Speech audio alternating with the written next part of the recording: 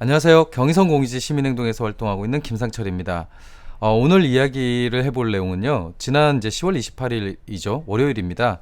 그때 이제 집권 여당인 더불어민주당의 이인영 원내대표가 교섭단체 연설을 했습니다. 지난주에 이제 그 문재인 대통령이 국회에 출석을 해서 시정연설을 하는 것으로 정례회가 시작이 됐고요. 보통 이제 국회의 하반기 정례회는 예산을 다루고 그리고 이제 국정감사를 하는 그런 시기로 굉장히 좀 중요성을 가지고 있다고 하겠습니다. 제가 이제 이 교섭단체 연설과 관련돼서 좀 다루고 싶은 부분은 아시겠지만 이제 지난 8월부터 해서 얼만큼 이 소위 조국 대전이라고 부를 만큼 한국 사회가 뜨거웠습니까? 이제 그런 부분에 대한 일종의 이제 정리도 정리이고 또 이제 그 앞으로 다뤄야 될 어떤 과제에 대해서 집권 여당이 어떤 고민을 하고 있는가라고 하는 것을 볼 수 있기 때문에 그렇습니다. 실제 이제 이인영 원내대표가 얘기한 부분을 보면은요, 결론적으로 얘기하면 굉장히 좀 한심하다라는 생각이 듭니다. 이제 한 두 가지 부분을 살펴볼 건데, 이제 첫 번째는 이제 그 조국 사태의 원인 중에 하나였던 이제 입시 문제입니다. 여전히 그 집권 여당은 정시 확대라고 하는 것을 소위 이제 입시 문제 개혁의 중요한 축으로 얘기를 하고 있습니다. 사실 이게 부분이 좀 답답한데요. 알려진 바에 따르면 이제 교육부의 경우에는 정시 확대보다는 정시 확대보다는 입시 관리를 좀 철저히 하는 부분의 개혁안을 준비했다고 합니다. 근데 이제 문재인 대통령이 갑자기 던진 거죠. 예, 정시 확대 등을 고려하겠다. 이런 식으로 던지면서 갑자기 이제 입장이 확 바뀌게 되는 겁니다. 문제는 과연 정시 확대가 교육의 불평등을 해소할 수 있는 수단이냐라고 하는 부분인데요.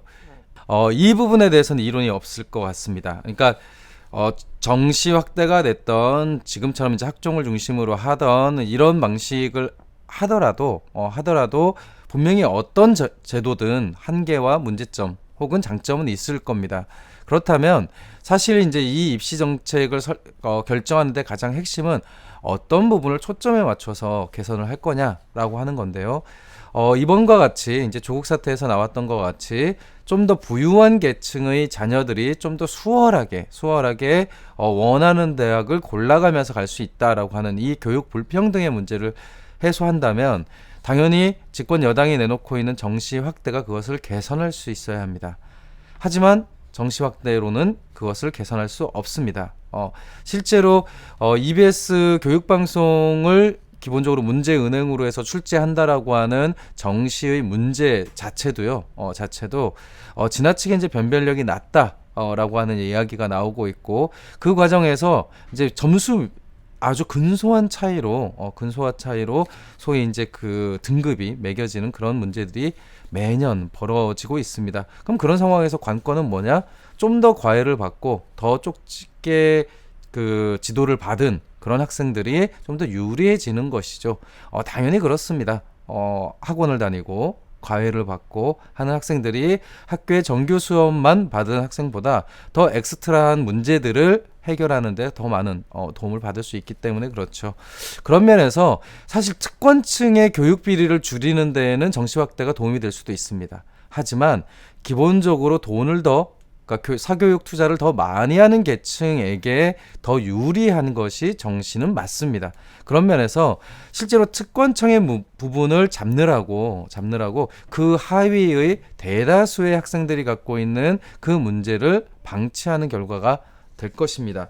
이 부분 좀 아쉬운 부분이죠.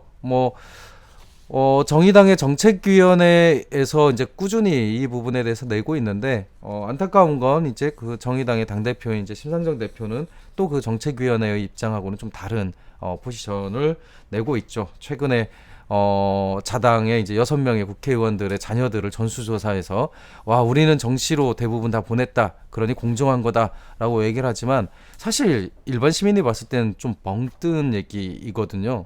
아니, 학원을 혹은 과외를 내지는 뭐 더 교육비가 많이 드는 뭐 대안학교 등등의 대안들을 선택했던 것이 이미 알려져 있는데 그런데 정시로만 갔기 때문에 우리는 공정하게 대학을 간 거다 이런 식으로 접근하는 건 좀 한계가 있어 보입니다.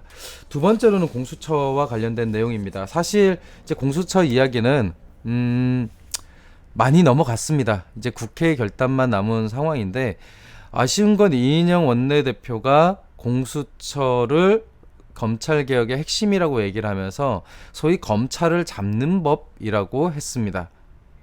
물론 이제 그 과정에서 현재의 자유한국당이 기존에는 이제 공수처 설치를 굉장히 많이 주장했다라는 얘기, 그래서 그걸 통해서 자유한국당의 이율배반적인 태도들을 비판하긴 했으나 골자는 공수처를 설치하는 것이 검찰의 족쇄를 채우는 어떤 검찰 개혁의 핵심이다라고 제안을 했던 건데요. 사실 이렇게 공수처를 협소하게 접근을 하면 국민들의 신뢰나 내지는 국민들의 인정을 받기가 되게 어렵습니다.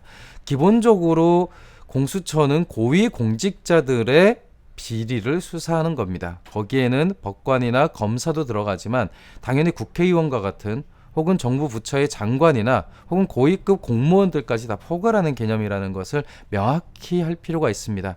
그러니까 한국 사회의 특권층의 부패를 막기 위한 것이 공수처라고 할 수 있고, 왜 그러면 한국 사회에서 특권층에 대한 수사가 제대로 이루어지지 않았느냐?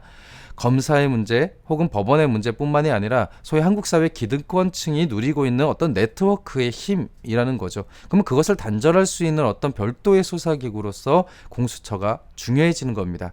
근데 적어도 이인영 원내대표의 말에서는 그런 가치들이 전혀 등장하지 않습니다. 오히려 국민과 국민 혹은 여당과 야당을 대결시키는 어떤 정쟁의 도구로서만 공수처를 바라보는 좀 약간은 한계가 있는 시각을 보이고 있습니다. 그런 면에서 정말 공수처 법안을 통과시키고 싶은 건가? 라고 하는 생각이 조금은 듭니다. 왜냐하면 솔직히 이제 같이 협력을 해갖고 법안을 통과시켜야 되는데 너네 공수처가 무서워서 통과 못 시키는 거지? 라고 조롱을 해놓으면 그 상대방이 이런저런 거에도 불구하고 아니 나 잡으려고 하는 법을 왜 통과시켜? 라고 반응할 게 뻔하잖아요. 그런 면에서 저는 지금 집권 여당이 과연 공수처법을 통과시키고 싶은 걸까? 라고 하는 의심도 하고 있습니다. 당연히 여기에 연결이 되는 것이 이제 소위 패스트트랙 위에 올라가 있는 선거법 개정이나 등등인데 내년으로 벌써 다가왔죠. 예, 국회의원 선거에 대응을 하려면 선거법이 반드시 통과돼야 됩니다. 12월 전에 통과가 되어야 개정된 선거법에 따라서 내년도 선거가 진행이 될 수 있을 텐데요.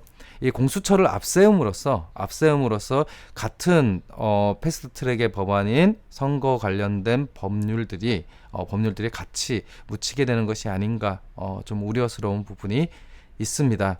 결론적으로는 지난 10월 28일에 그 집권 여당인 그 더불어민주당의 이인영 원내대표의 멘트는 어떻게 해서든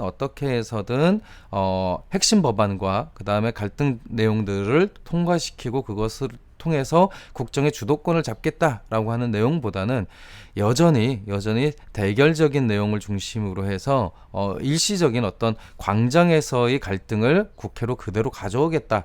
라고 하는 인식을 보여주는 것 같아서 매우 아쉬웠고요. 그리고 더불어민주당의 한계를 볼 수 있었다. 이렇게 생각을 합니다.